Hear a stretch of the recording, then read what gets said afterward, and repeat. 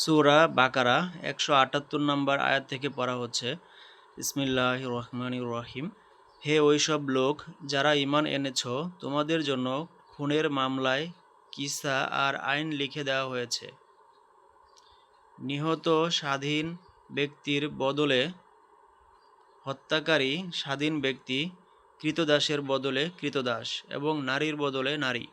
অবশ্য যদি কোনো খুনির সাথে তার ভাই নরম ব্যবহার করতে রাজি হয়, তাহলে সাধারণ নিয়মে খুনের বিচার হওয়া উচিত এবং সততার সাথে খুনের বদলে উপযুক্ত বিনিময় আদায় করা খুনির অবশ্য কর্তব্য।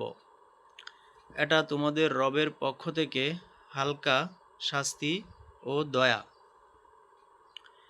এরপরও যে বাড়াবাড়ি করবে তার জন্য যন্ত্রণাদায়ক আযাব রয়েছে।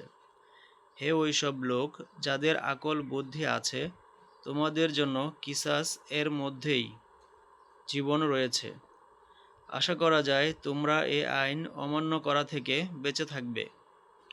তোমাদের উপর ফরজ করা হলো যখন তোমাদের মধ্যে কারো মওতের সময় হয় এবং যদি সে কোনো সম্পত্তি রেখে যায়, তাহলে তার পিতামাতা ও আত্মীয় স্বজনের জন্য সাধারণ নিয়মে যেন ওসিয়ত করে। এটা মুত্তাকি লোকদের উপর একটা দায়িত্ব। এরপর যারা ওসিয়ত শোনার পর তা বদলে দিল, এর গুনাহ তাদের উপর পড়বে। যারা বদলে দিয়েছে, আল্লাহ সবকিছু শুনেন ও জানেন। অবশ্য কেউ যদি এমন আশঙ্কা করে যে ওসিয়তকারী ইচ্ছা বা অনিচ্ছায় কারো হক নষ্ট করছে, তখন সে যদি এর সাথে সম্পৃক্ত লোকদের মধ্যে বিষয়টি সংশোধন করে দেয়, তাহলে এতে কোনো গুনাহ হবে না। আল্লাহ ক্ষমাশীল ও মেহেরবান।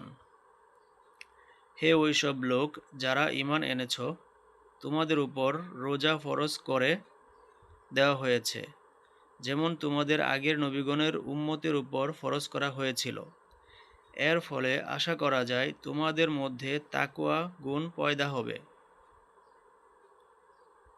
কয়েকটি নির্দিষ্ট দিনের রোজা।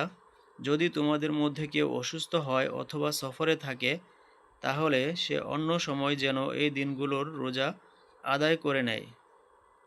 আর যারা রোজা রাখতে সক্ষম, তারা যেন ফিদিয়া দেয়। এক রোজার ফিদিয়া হলো একজন মিসকিনকে খাওয়ানো।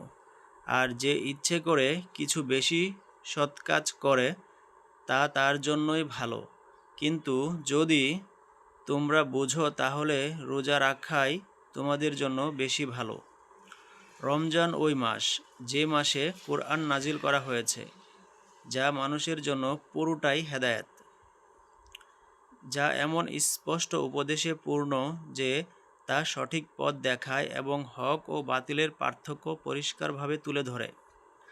তাই এখন থেকে যে ব্যক্তি এ মাস পায়, তার অবশ্য কর্তব্য যে সে যেন পুরো মাস রোজা রাখে। আর যে অসুস্থ বা সফরে থাকে, সে যেন অন্য সময় ওই দিনগুলোর রোজা করে নেয়। আল্লাহ তোমাদের জন্য যা সহজ তাই চান, যা কঠিন তা তিনি চান না। তোমাদের এজন্যই এই নিয়ম দেওয়া হয়েছে, যাতে তোমরা রোজার সংখ্যা পুরা করতে পারো। আর যে হেদায়েত আল্লাহ তোমাদেরকে দিয়েছেন, এর জন্য তোমরা আল্লাহর বরত্ব প্রকাশ করতে পারো এবং আল্লাহর শুকরিয়া আদায় করতে পারো।